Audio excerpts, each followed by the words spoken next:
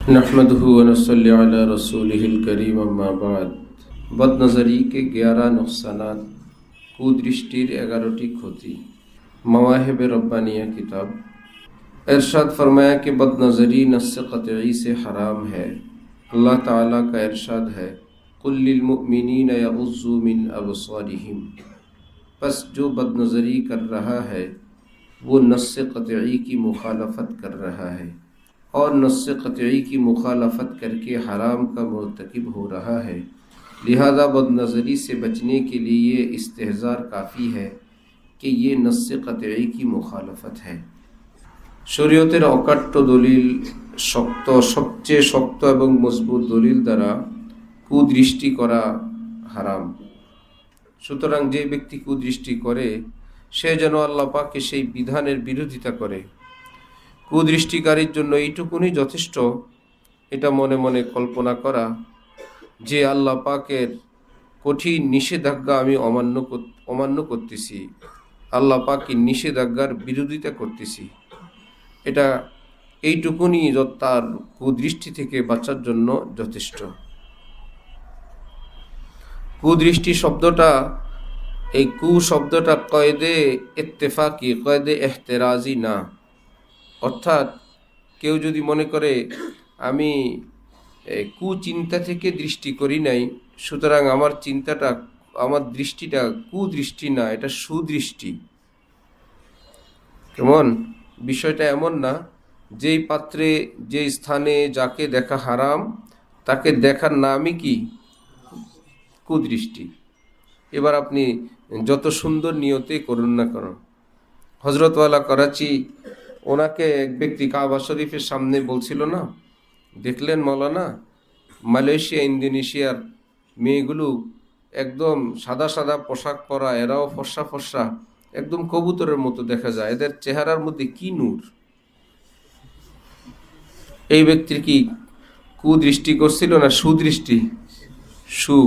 ওই ব্যক্তি নিজের দৃষ্টিতে সে দেখছিল আমার নজরটা কি খারাপ দৃষ্টি না ভালো দৃষ্টি, যে আমি অত্যন্ত যে আল্লাহর নূর দেখা যায় এই বিবেচনায় আমি দেখছি।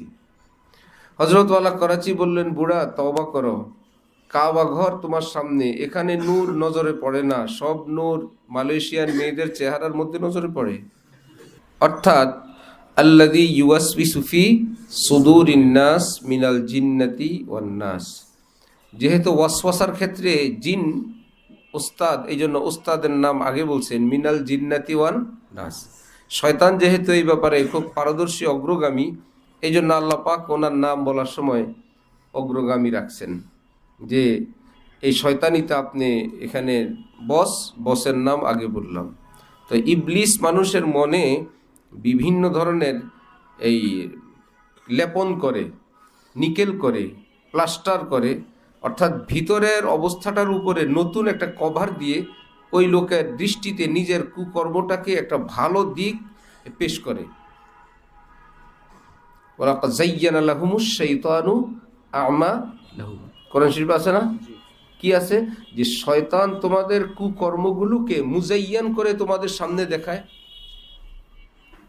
কাজটা খারাপ, কিন্তু সেটার উপরে ইবলিস কারুকার্য করে, ডিজাইন করে তোমার সামনে দেয়, যার জন্য সুফিও টের পায় না এটা যে খারাপ কাজ। ইবলিস কভারিং করে দেওয়ার কারণে ব্যক্তির নজরে এই কভারটা পড়ে, আল্লাহ পাকের কঠিন নিষেধাজ্ঞা সেটা বুঝতে দেয় না।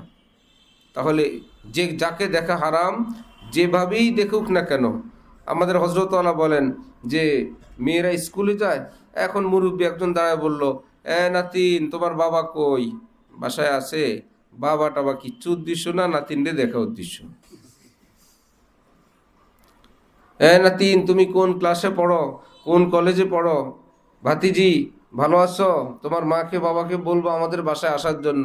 সবই হলো কুদৃষ্টিকে হালাল করার একটা পদ্ধতি। উদ্দেশ্য হইল যে আমি তো কথা বলছি, আমি তো তার খোঁজ খবর নিতেছি, এখানে কে তাকে কি বলবে। ভাই জো করতা হ্যায় তু ছুপকে এহলে জাহাঁ সে, কোই দেখতা হ্যায় তুঝে আসমান সে। যে ভাতিজিকেও ফাঁকি দিলা, আশপাশে যারা ছিল তাদেরকেও ধোকা দিয়ে দিলা, এই বলে তো আল্লাহ পাককেও ধোকা দেওয়া সম্ভব না। বা খোদা তাদবীর ও হিলা কায়রাওয়াত। আল্লাহর সঙ্গে তদবির এবং বাহানা এটা তো চলে না ভাই। এগুলো সব দুনিয়ার আইটেম। দুনিয়ার চোখে ধুলা দেওয়া যায়, ভেলকি দেওয়া যায়, একটাকে অন্যটা বলে চালায় দেওয়া যায়। এ তো রব্বুল আলামিনের সামনে চলবে না, কারণ সেই দিন চলবে আল ইয়াউমা নাখতিমু আলা আফওয়াহিহিম। আল্লাহ পাক বলেন কিয়ামতের দিন আমি মুখে তালা মেরে দেব।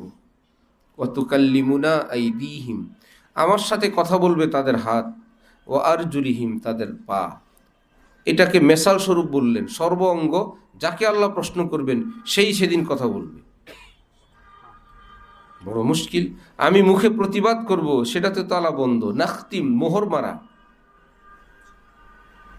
মুখে কিছু বলা যাচ্ছে না, হাতটা আমার বিরুদ্ধে বলতেছে, পা বলছে, চোখ বলতেছে। আমি যে বলবো না এটা বিষয়টা এমন ছিল না এমন ছিল, এর কোনো সুযোগও নেই। কারণ জবান মিথ্যা বলে। আল্লাহ পাকের হুকুমে অঙ্গ প্রত্যঙ্গ যখন কথা বলবে, তারা কি মিথ্যা বলবে না সত্য বলবে? সত্য বলবে। আল্লাহ তাহলে বেপর্দা করা, কুদৃষ্টি করা, এটা গুনাহে কবিরা। এটা যত সুদৃষ্টির নিয়তে হোক, একদম কিতাব দেওয়ার নিয়তেই, বয়ান দেওয়ার নিয়তে, কোরআনে পাক হাদিয়া দেওয়ার নিয়তে, আল্লাহওয়ালা বুজুর্গানি দিনের কিতাব গিফট দেওয়ার নিয়তে, যার সঙ্গে ঘনিষ্ঠতা হারাম, যার কাছে যাওয়া হারাম, যার সঙ্গে সম্পর্ক করা কিংবা দেখা হারাম, তাকে কোরআন শরীফ হাদিয়া দেওয়াও হারাম, বুখারি দেওয়াও হারাম। কেন হারাম? যে ইবলিস এর উদ্দেশ্য বুখারি আর কোরআন না, এই হাদিয়া বিনিময়ের মাধ্যমে এই দুই হারাম সম্পর্ককে ঘনিষ্ঠ করা ইবলিসের টার্গেট। এই দ্বীনি হাদিয়া এবং দ্বীনি বয়ান বক্তৃতার দ্বারা কি উদ্দেশ্য? এলমি দ্বীন শিখানো না ঘনিষ্ঠ করা? দুইজনের মধ্যে ঘনিষ্ঠতা হয়ে গেল। একজন কোরআন শরীফ দিল, অপরজন বুখারি শরীফ দিল। একজনে আরেক তারিখে একটা হজরতের কিতাব দিয়ে দিল, আরেকজন বলল হজরতের এই কিতাবটা তোমার কাছে আছে না, আরে এটা নাই। আরেকজন একটা মেমোরি দিল, তো আরও হইল। আরেকজনকে একজন এলেম উপহার দিল, যে ভাই আমি তো এলমি দ্বীনের চর্চা করতেছি, মাসআলা শিখাচ্ছি। এ তো জানতো না, বেচারা কিংবা বেচারি এই মাসালাই জানতো না। একটা মাসালা শিখানো কত বড় ব্যাপার। ইবলিস ওখানে সিন্নি দিতেছে যে আপনি মাসালা শিখাইতে থাকেন, আমি আমার কাজে অগ্রসর হইতে থাকি, রেজাল্ট কি দেখতে থাকেন। হাদিয়া দিল কোরআন, হাদিয়া দিল বুখারি, এত দিনের খেদমত করলো। এখন ঘরে আসার পর, বাড়িতে আসার পর, নামাজে যাবার পর, তেলাওয়াতে বসার পর, এখন না বুখারি দেখা যায় না কোরআন দেখা যায়, দেখা যায় সেই প্রিয়জনকে শুধু। এখন শুধু প্রিয়জনকে দেখা যায় পৃষ্ঠায় পৃষ্ঠায়। কই গেল কোরআন, কই গেল বুখারি? শয়তান বলে আমার টার্গেট আরও আছে, আপনি আরও কিছু হাদিয়া তোফা বিনিময় করেন, বাকিটা পরে দেখাবো।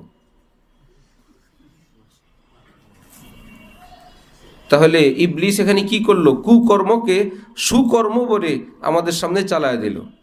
এটা কি নতুন কিছু না পুরাতন? যায়্যানা লাহুমুশ শাইতানু আমালাহুম। আল্লাহ পাক বলে তোমাদের কুকর্মকে অত্যন্ত সিস্টেম করে তোমাদের সামনে অনেক আকর্ষণীয় করে পেশ করবে, যার জন্য তুমি হুমড়ি খেয়ে পড়বা। আমরা মাছ ধরার জন্য বড়শি ফেলি, বড়শি কাঁটাটা কি বের করে রাখি না আধার দিয়ে ঢেকে দেই? সে আধারটা কি পচা, যাতে মাছে পছন্দ করে না এমন না, ভীষণ পছন্দনীয়? ওটা কি মাছের খেদমত করার উদ্দেশ্য? যে আপনারাও আল্লাহর মাখলুক, কি খান না খান, পানির নিচে থাকেন, আমরা উপরে থাকি, কত ভালো ভালো জিনিস খাই, পড়ি, দেখি। আপনারাও তো আল্লাহর মাখলুক, আমিও মাখলুক, আপনারাও। এরকম খেদমতের নিয়তে খান আধার, তারপরে দেখবেন ইনশাল্লাহ বাকিটা দেখাচ্ছি। মুরব্বীরা যতই বলে এই যাও না এদিকে, আমার ঠোঁট ছিঁড়ছে, আমার নাক ছিঁড়ছে, আমার খালা মারা গেছে, আমার বোন মারা গেছে, এই জিনিস খাইতে গিয়া অনেক বিপদ হয়েছে, কে কার কথা শুনে? এত ফাইন খাবার, অতি জোশ আবেগে যারা যায়, যে এখানে পিঁপড়া দেওয়া হয়েছে, অনেক উন্নত বেকারির অলিম্পিয়ার পাউরুটি ফেলানো হয়েছে, আর এই ওনারা বলে এগুলো খাওয়া নিষেধ।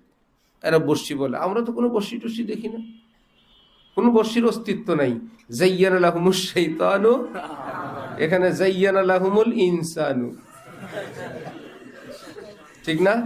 ভিতরের কাটাকে বর্ষির এই শক্ত ধারালো অংশকে কি করা হয়েছে, মুজাইয়ান করে বা পাউরুটি দিয়ে এবং পিঁপড়ার ডিম দিয়ে কেমিক্যাল দিয়ে আকর্ষণীয় করে মাছের সামনে পেশ করা হয়েছে যে জনাব একটু আপনি তানাউল ফরমাইয়ে, নূশ ফরমাইয়ে, আরবিতে ফজল তশরিফ লাইয়ে, আসুন। তার আগে আবার ওখানে চারা দেওয়া হয়েছে, ঠিক না? হজরতওয়ালা করাচির আছে না, মিশাইয়া প্রেমের শরাব ছিটাইয়া জোছনা গোলাপ, কি তারপরে করে কি নেশা বিভোর, যে ডাকে মোরা আয়ন দরে খোলা দোর নিদারুণ পেয়ার ভরে। অর্থাৎ রব্বুল আলামিন গোপনে থাইকা আল্লাহ পাকের দিকে আকৃষ্ট করার জন্য কি করলেন, একবার রাতের জোছনা ছড়ায় দেন, একবার গোলাপ দেন, একবার ইত্যাদি দেন। এগুলো হলো চারা দেওয়ার মতো। গোলাপ দেখলেও পাগল হয়, চাঁদের আলো দেখলেও পাগল হয়, ফল ফুল দেখলেও পাগল হয়। এখন হযরত আলা কবিতার মধ্যে বলতে চান, বুঝছি এগুলো দিয়ে আপনি আবার ঘরের মধ্যে থাইকা ভিতরে কি ফেলেছেন, ডোর, রশি ফেলছেন। রশির মাথায় আবার গোলাপ, চামেলি, পদ্ম, হাসনা হেনা, টগর, জুই, কত রকমের ফুল ফল এবং তাম দুনিয়ার আকর্ষণীয় সব কিছু দিয়া আপনার বান্দাদেরকে বলছেন যে আয় এই রশি ধর, আমি টান দিয়ে ভিতরে নিয়ে আসবো। সেখানে তো সবটাই হেকমতে খোদাবন্দি, সবটাই আল্লাহর পেয়ার, যে ফুল দেখলেও শেষে আমারে পাইবা, ফল দেখলেও পাইবা, যেটা ধরবা দেখবো ওর ভিতরেই আমার অস্তিত্ব মজুদ। আল্লাহু নূরুস সামাওয়াতি ওয়াল আরদ, পৃথিবীর যাই কিছু দেখো সবই আমার নূর। যাই হোক, শয়তান এরকম কিছু করে, মানুষও করে, সবই তো ষড়যন্ত্র। রব্বুল আলামিন এটা হলো পেয়ার এবং মোহব্বত। এই জন্য কি করতে হয়, সিনিয়র যারা তাদের কথা মানতে হয়। ঠিক আছে, আসা আন তাকরাহু শাইআন ওয়া হুয়া খায়রুল লাকুম, এত আকর্ষণীয় খাবার খেতে নিষেধ করলেন মুরব্বীরা, এটাই কল্যাণ। ওয়া আসা আন তুহিব্বু শাইআন ওয়া হুয়া, মাছের আধার মাছেরা তোমাদের কাছে ভালো লাগে, ওয়া হুয়া শাররুন লাকুম, তোমাদের জন্য কিন্তু বিপদ। এক্সাম্পল নিয়ে আমি উদাহরণ দিয়ে বলছি। ঠিক এইরকম এই পৃথিবীতে শয়তানের আধার আছে, শয়তানের চারা আছে, শয়তানের বর্ষি আছে। আল্লাহ পাক আমাদেরকে আগেই বলছেন এরা কিন্তু তোমাদের সামনে খুবই আকর্ষণীয় করে পেশ করবে। ভাই সব সুন্দর। হযরত আলা করাচি বলেন সাপের মাথায় তো ফুল থাকে, কি আকর্ষণীয় ডোরা ডোরা ডিজাইন থাকে। এই বলে কেউ কাছে যায় যে বাবা রে এই সুন্দর দেখা লাগবে না, ভাগ রে মির্জা ইহা সে ভাগ রে, আগ্রা কে শোলা রোহে আগ্রে। মির্জা গালেব গেছিল আগ্রায় তাজমহল দেখার জন্য। ভাই তাজমহল দেখতে গিয়ে এসে দেখে আরে কিসের তাজমহল টহল। বাদশাহ শাহজাহান তার স্ত্রী কার নামে, মমতাজ। বলে শাহজাহানও গেছে মমতাজও গেছে, কিন্তু এখানে দেখে বহুত শাহজাহান আর বহুত মমতাজ জোড়া জোড়া বসে রয়েছে। আমি তো জানি শাহজাহানও নাই মমতাজও নাই। এখন এসে দেখি আল্লাহ রে, আসছি তাজমহল দেখতে, এখানে দেখি সব টোনাটুনি টোনাটুনি, আগুন আর আগুন। এখন মির্জা গালেব বলতেছে আগ্রাকে, আগ্রা জায়গার নাম, আগ্রাকে শোলা রোহে আগ্রে, আগ্রা এখানে অগ্নি জ্বলতেছে ভাই, আল্লাহর জাহান্নামের আগুন, হারাম প্রেম ভালোবাসার এশকে মাজাজির গজব চলতেছে। ভাগ রে মির্জা ইহা সে ভাগ রে, মির্জা ভাগ এখান থেকে, আগ্রা দেখা লাগবে না। আগ্রায় এখন রাবাদ হয়ে গেছে, খালি আগুন আছে আগুন। আগ্রা এখন কি আছে, তো কবি তো কবি, আগ্রা কে শোলা রোহে আগ্রে, ভাগ রে মির্জা ইহা সে ভাগ রে।